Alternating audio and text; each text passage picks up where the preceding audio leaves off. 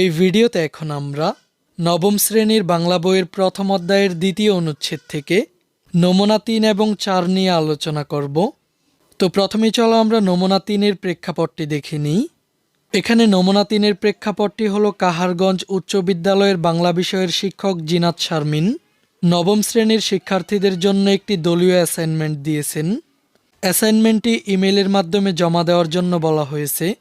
শিক্ষার্থীরা এভাবে ইমেল পাঠিয়েছে। তো এখানে আমরা বুঝতে পারলাম কাহারগঞ্জ উচ্চ বিদ্যালয়ের বাংলা বিষয়ের শিক্ষক জিনাত শারমিন নবম শ্রেণীর শিক্ষার্থীদের জন্য একটি দলীয় অ্যাসাইনমেন্ট দিয়েছিলেন এবং তিনি বলেছিলেন শিক্ষার্থীরা যাতে অ্যাসাইনমেন্টটি সম্পন্ন করে ইমেলের মাধ্যমে জমা দেয়। শিক্ষার্থীরা অ্যাসাইনমেন্টটি সম্পন্ন করে এভাবে ইমেলের মাধ্যমে জমা দিয়েছিল। এখানে আমরা এই ছবিটিতে ইমেলটি দেখতে পাচ্ছি। এবার চলো আমরা এই প্রেক্ষাপটের আলোকে প্রশ্নগুলো দেখে নিই। এখানে প্রথম প্রশ্নটি হলো কোন মাধ্যমে এখানে যোগাযোগ করা হয়েছে। এরপর যোগাযোগে কি কি উপকরণ ব্যবহৃত হয়েছে, এই যোগাযোগের উদ্দেশ্য কি। আর শেষের প্রশ্নটি হলো এই যোগাযোগে আর কোন মাধ্যম ও কি কি উপকরণ ব্যবহার করা যেত। তো চলো আমি তোমাদেরকে এই প্রশ্নগুলোর নমুনা উত্তরগুলো দেখিয়ে দিচ্ছি। এখানে প্রথম প্রশ্নটি ছিল কোন মাধ্যমে এখানে যোগাযোগ করা হয়েছে। এখানে যান্ত্রিক মাধ্যমে যোগাযোগ করা হয়েছে। এরপর যোগাযোগে কি কি উপকরণ ব্যবহৃত হয়েছে।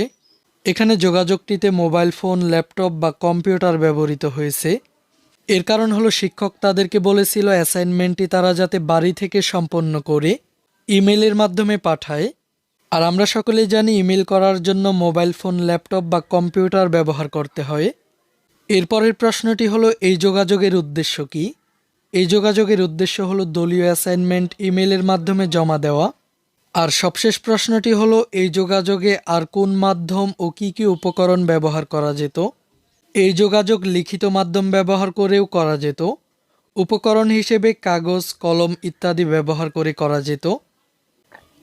এবার চলো আমরা নমুনা 4-এর প্রেক্ষাপটটি দেখে নিই। এখানে নমুনা 4-এর প্রেক্ষাপটে বলা হয়েছে রায়হান সাহেব একটি বেসরকারি উন্নয়ন সংস্থায় কাজ করেন। তার অফিসে জরুরি মিটিং চলছে। একজন সহকর্মী অনলাইনে মিটিংয়ে যুক্ত হয়েছেন।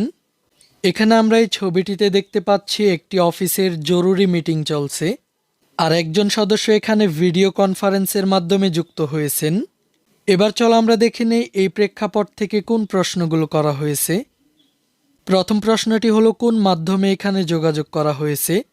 এরপর যোগাযোগে কি কি উপকরণ ব্যবহৃত হয়েছে, এই যোগাযোগের উদ্দেশ্য কি। এই যোগাযোগে আর কোন মাধ্যম ও কি কি উপকরণ ব্যবহার করা যেত। তো চলো আমি তোমাদেরকে এই প্রশ্নগুলোরও নমুনা সমাধান দেখিয়ে দিচ্ছি।